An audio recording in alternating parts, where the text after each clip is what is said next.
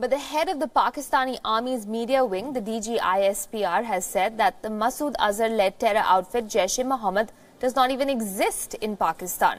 Yes, you heard that correctly. The Pakistani Army is denying that the JEM has a presence on Pakistani soil.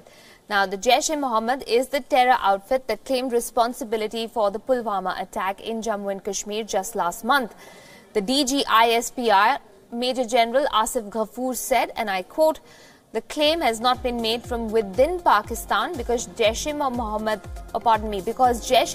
does not exist in Pakistan. It has been proscribed by United Nations outside Pakistan. Also, we are not doing anything under anybody's pressure." End quote. Now, Ghafoor's comments seem all the more strange since they contradict those of Pakistan's Foreign Minister Shah Mahmood Qureshi. Only a few days ago, Qureshi confirmed in an interview that the Jaish chief Azhar is in Pakistan and that he was receiving treatment for an illness. In fact, Azhar's brother and son were placed in detention just yesterday as part of Pakistan's purported crackdown on terror. Facing global pressure, Pakistan is now seeking to normalize relations with India as well, saying that it's willing to start over. Pakistan's Foreign Minister Shah Mahmood Qureshi has issued a statement saying that the Imran Khan government has decided to send back their High Commissioner Sohail Mahmood in 2 days in a bid to restore peace with India.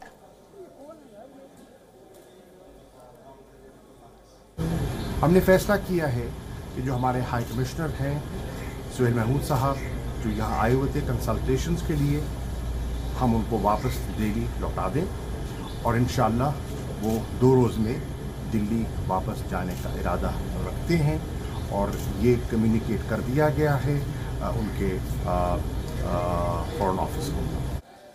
Thanking several nations for their appeal to de-escalate the situation, Qureshi said that Pakistan's resolve to fight terrorism is clear and that the Pakistani government wants peace. He went on to say that Pakistan is focusing on the Western Front, where it wants to facilitate the peace process further. The international community has seen our desire to de-escalate, and the 3 steps that we have unilaterally announced are a step towards de-escalation. The international community has seen Pakistan's resolve to fight terrorism and reverse extremism. So the message is loud and clear. Pakistan is a peaceful country. Pakistan wants regional stability and development. Pakistan is focused on the Western Front, where we want to see peace in Afghanistan and we want to facilitate the peace process further, the reconciliation process further. The international community has seen our responsible behavior and is acknowledging it, appreciating it. Meanwhile, thanking the U.S. Secretary of State Mike Pompeo, Qureshi said that Pakistan is willing to restart the earlier process of the Director Generals of Military Operations of Pakistan and India, keeping in contact every Tuesday. Director General Military Operations थे दोनों तरफ, वो हर हफ्ते मंगल के रोज़ आपस में उनका contact होता था और तबादला ख्याल होता था. पाकिस्तान उस कांटेक्ट को, उस तबादला ख्याल को बहाल करने के लिए तैयार है. मैं यहाँ ख़ास तौर पर शुक्रिया अदा करना चाहूँगा सेक्रेटरी ऑफ स्टेट पॉम्पियो का. आज अमेरिका के जो उनके स्पोक्सपर्सन हैं उन्होंने भी बरमला कह दिया है, मैं इस पर खामोश रहा, कि प्राइवेट डिप्लोमेसी एक होती है पब्लिक डिप्लोमेसी, एक होती है प्राइवेट डिप्लोमेसी. प्राइवेट डिप्लोमेसी को बरूए-कार लाते हुए अमेरिका ने बड़ा मुस्बत किरदार अदा किया है और दीगर ममालिक ने. उसमें मैं जिक्र करना चाहूँगा चीन का, मैं जिक्र करना चाहूँगा रूस का, मैं जिक्र करना चाहूँगा सऊदी अरब का, बहुत से दोस्तों का. Now, Pakistan's all-weather ally China is back to its rescue. As global pressure mounts in Islamabad, China has now sent its vice foreign minister to Pakistan. China claims that they have sent an emissary for communication with Pakistan on the ongoing tensions with India. It says that a sound relationship between India and Pakistan is required for a stable South Asia. Jumping to Islamabad's defense, Beijing encouraged Pakistan's efforts in combating terror. 出现这个当一段时间以来出现的这个情况，确实是我们不希望看到的。中方致力于维护地区的和平稳定，我们希望看到印巴作为两个中方的好朋友，能够保持一个睦邻友好的关系。那么是不是会谈到反恐的问题？相信你也注意到，近期巴基斯坦方面在打击恐怖主义方面做出的很多重要的表态。 那么事实上也是与巴基斯坦方面一直以来为国际反恐事业、为打击恐怖主义做出的政策选择和做出努力是一脉相承的。我们认为呢，国际社会应当对此予以客观的评价，予以鼓励。我们也希望有关各方都能够形成一个良好的一个有利的氛围，能够使巴基斯坦方面同巴基斯坦方面和同各方一块儿合作，能够形成一个国际反恐的合力。 Now, the United States State Department has given its assessment of the situation between India and Pakistan and has claimed credit yet again for de-escalating tensions. The U.S. State Department spokesperson Robert Palladino said that the U.S. continues to urge both India and Pakistan to take steps to de-escalate the existing situation that arose after the 14th February Pulwama terror attack. He said that the U.S. reiterates its call for Pakistan to abide by its United Nations Security Council commitments to deny terrorists any sanctuary and to block their access to all funds. The position of the United States is we continue to urge both sides to continue to take steps to de-escalate the situation, and that includes through direct communication. And we believe strongly that further military activity will exacerbate the situation. So we reiterate our call for Pakistan to abide by its United Nations Security Council commitments, to deny terrorist sanctuary, and to block their access to funds. The U.S. State Department said that the U.S. Secretary of State Mike Pompeo led the diplomatic engagement directly, which played an essential role in de-escalating tensions between India and Pakistan. Regarding your second question, this happened in Hanoi last week, actually. Secretary Pompeo led diplomatic engagement directly, and that played an essential role in de-escalating the tensions between the two sides. He spoke with leaders in both countries, and that included the Indian Minister of External Affairs, Swaraj, National Security Advisor Doval, and Pakistani Foreign Minister Qureshi. Question on the misuse of the F-16 by Pakistan, Palladino said that the U.S. continues to look into the issue, but he refused to publicly comment on defense technologies or the communications that the U.S. has with other countries. One quick thing, India has, on use of F-16 by Pakistan, State Department and the U.S. Embassy in Islamabad said it is looking for more information on that, either in potential misuse of F-16 by Pakistan, and what information you are seeking from?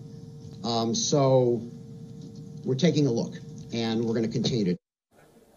All right, on to a development that's not going to go down too well with the U.S. President Donald Trump. According to a new report, North Korea has restored part of a missile launch site that it was earlier dismantling. A recent briefing by South Korea's spy agency noted that North Korea has started restoring structures at its Sohae satellite launching station. The North had previously started to dismantle the rail-mounted transfer building on the launch pad along with the engine test stand last year. But based on commercial satellite imagery, efforts to rebuild these structures started sometime between 16th February and 2nd March. 2 support cranes are visible on the launch pad. New walls appear to have been erected and a new roof added. At the engine test stand, it appears that the engine support structure is being reassembled. 2 cranes are present and construction material is visible as well.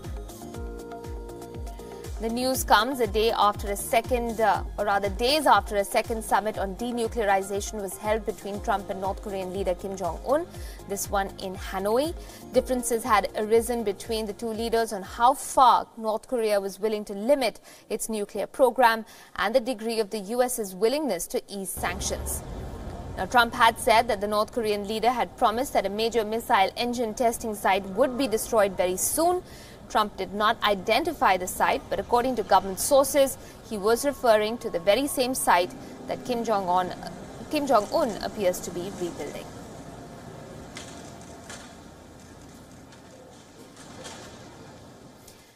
And joining me on the broadcast for more on this story is Bruce Harrison, WION's correspondent in Seoul. Bruce, good evening. Is this a definite signal that the North is skeptical of the negotiations with the United States? Well, not necessarily. One of the U.S. think tanks that produced a report based on the satellite images, the CSIS, Center for Strategic and International Studies, did suggest that Kim Jong-un, because of the no-deal situation in Hanoi, was perhaps trying to make some sort of signal that he was dismayed, that President Trump was not meeting his demands at that meeting. But that's simply an interpretation of this situation. At this time, we don't know too much about the development on the ground in Dongchangli at the Sohae satellite launch facility.